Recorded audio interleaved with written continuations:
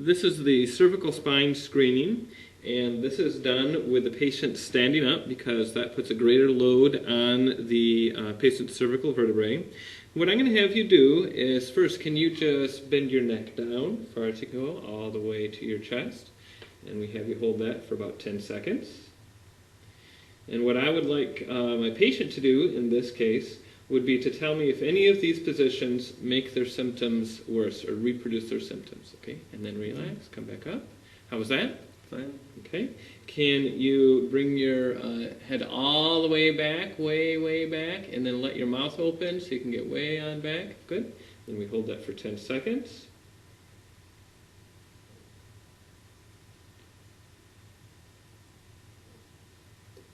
Okay, and come back.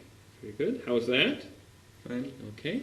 Can you just bend your head to the side, tilt your head to the side, far as it can go, way over? Very good. Hold that for 10 seconds.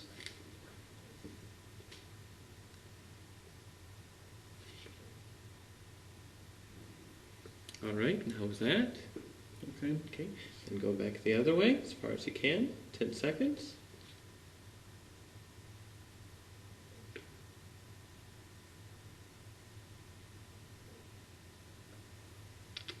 All right, very good.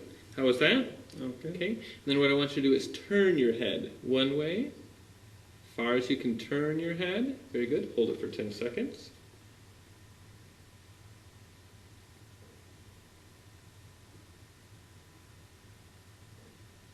Okay. And then come back. How was that? Okay. And then turn your head the other direction, far as you can go.